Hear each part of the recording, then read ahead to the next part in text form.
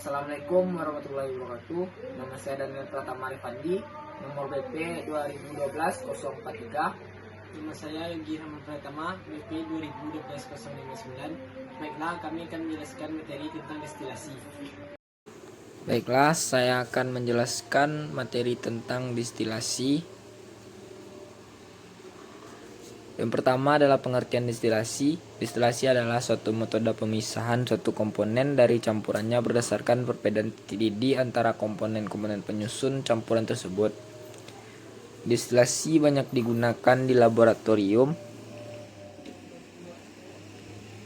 karena alatnya sederhana, prosedurnya yang mudah, dan tidak membutuhkan zat-zat kimia serta ramah lingkungan. Mudah tidaknya suatu zat menguap ditentukan oleh tekanan uapnya. P uap suatu zat murni ditentukan oleh suhu. Contoh, P uap air pada 24 derajat Celcius adalah 24 torr, sedangkan pada 100 derajat Celcius adalah 760 torr atau setara dengan 1 atm. Apabila suatu zat terlarut ditambahkan ke dalam air, maka P uap air akan menurun. Artinya dibutuhkan suhu lebih dari 100 derajat Celcius untuk mencapai P uap air. Solut akan menyebabkan penurunan P uap dan kenaikan titik didih pelarut murni. Destilasi sendiri berdasarkan perbedaan titik didih antara suatu cairan dengan cairan lainnya. Pada destilasi terdapat hukum Raoult, yaitu P sama dengan P0 dikali X, di mana P sama dengan tekanan uap larutan dan P0 sama dengan tekanan uap larutan murni, sedangkan X adalah fraksi mol solut. Jadi didapatkan P total sama dengan P0A dikali XA ditambah P0B dikali XB, di mana XA tambah XB sama dengan 1. Pada slide terlihat diagram komposisi tekanan uap untuk larutan ideal yang memenuhi hukum Raoult. Dapat dilihat pada slide berikut.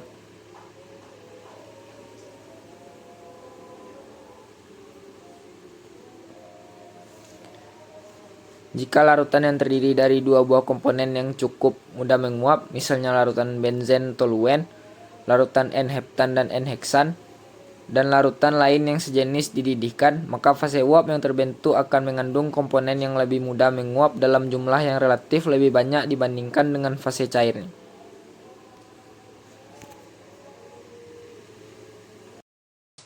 Jenis-jenis destilasi. 1. Destilasi sederhana. Digunakan untuk memisahkan zat-zat yang mempunyai perbedaan titik didih cukup besar.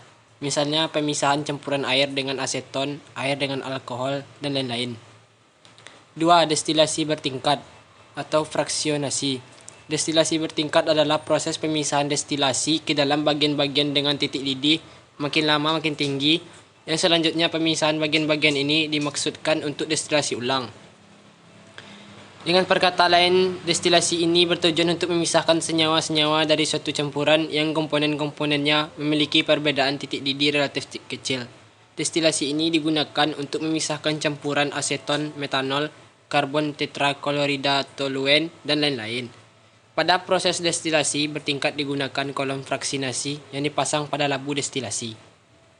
Tujuan dari penggunaan kolom ini adalah untuk memisahkan uap campuran senyawa cair yang titik didihnya hampir sama atau tidak begitu berbeda. Sebab dengan adanya penghalang dalam kolom fraksinasi menyebabkan uap yang titik didihnya sama akan sama menguap, atau senyawa yang titik didihnya rendah akan naik terus hingga akhir mengembun dan turun sebagai destilat.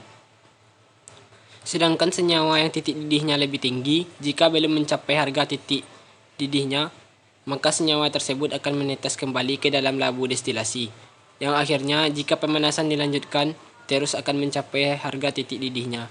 Senyawa tersebut akan menguap, mengembun, dan turun atau menetes sebagai destilat. Rangkaian alat destilasi bertingkat seperti yang ada pada slide. 3. Destilasi uap. Untuk memurnikan zat atau senyawa cair yang tidak larut dalam air dan titik didihnya cukup tinggi. Sedangkan sebelum zat cair tersebut mencapai titik didihnya, Zat cair sudah terurai, teroksidasi, atau mengalami reaksi pengubahan. Destilasi uap secara umum digunakan untuk destilasi campuran air dengan senyawa yang tidak larut dalam air, dengan cara mengalirkan uap air ke dalam campuran sehingga bagian yang dapat mengubah menjadi uap pada temperatur yang lebih rendah daripada dengan pemanasan langsung. Untuk destilasi uap, labu yang berisi senyawa yang akan dimurnikan dihubungkan dengan labu pembangkit uap. Rangkaian alat destilasi uap bisa dilihat pada slide. Uap air yang dialirkan ke dalam labu yang berisi senyawa yang akan dimurnikan dimaksudkan untuk menurunkan titik didih senyawa tersebut, karena titik didih suatu campuran lebih rendah daripada titik didih komponen-komponennya. 4. Destilasi vakum. Destilasi vakum disebut juga destilasi dengan tekanan rendah. Untuk mencegah penguraian senyawa-senyawa organik, dianjurkan melakukan destilasi dengan metode ini. Destilasi ini terutama digunakan untuk sampel-sampel dengan titik didih di atas 180 derajat Celcius dengan bantuan aspirator air. Tekanan dapat diturunkan sampai 12-15 mmHg, sedangkan dengan bantuan pompa vakum, tekanan dapat diturunkan sampai 0,01 mmHg. Cara menentukan komponen distilat. Berikut adalah contoh soal distilasi. Satu kolom distilasi memisahkan 10.000 kg per jam campuran 50% benzen dan 50% toluen. Produk yang diperoleh dari kondensor pada bagian atas kolom mengandung 95% benzen dan di bagian bawah W dari kolom tersebut mengandung 96% toluen. Aliran uap V yang memasuki kondensor tersebut dari bagian atas kolom adalah 8.000 kg per jam. Sebagian produk dari kondensor dikembalikan ke kolom sebagai aliran balik atau reflux dan sisanya dikeluarkan untuk pengguna di tempat lain. Asumsikan bahwa komposisi dari aliran bagian kolom V, produk yang keluar D, dan aliran R adalah identik karena aliran V terkondensasi dengan sempurna. Carilah rasio R per D dari jumlah produk yang dialirkan kembali, R terhadap produk. Berikut adalah dia bentuk dari penyelesaian soal dari kolom distilasi, di mana yang ditanyakan di sini adalah rasio R per D dari jumlah produk yang dialirkan kembali R terhadap produk D. Dapat dilihat pada slide ini bagaimana penggambaran dari soal tersebut. Neraca bahan keseluruhannya adalah F sama dengan D ditambah W. Jadi 10.000 sama dengan D ditambah W atau D sama dengan 1.000 dikurang W. Neraca bahan komponen benzena F dikali 0,5 sama dengan D dikali 0,95 ditambah W dikali 0,04. 1.000 dikali 0,5 sama dengan 10.000 dikurang W dikali 0,95 W tambah WX dikali 0,04. Hasil ini didapatkan W sama dengan 4.945 kg per jam. Kemudian dari W kita dapat mengetahui D dari neraca bahan keseluruhan, di mana D sama dengan 10.000 dikurang W. Maka dari itu 10.000 dikurang 4.945 sama dengan 5.055 kg per jam. Perhatikan kesetimbangan di sekitar kondensor.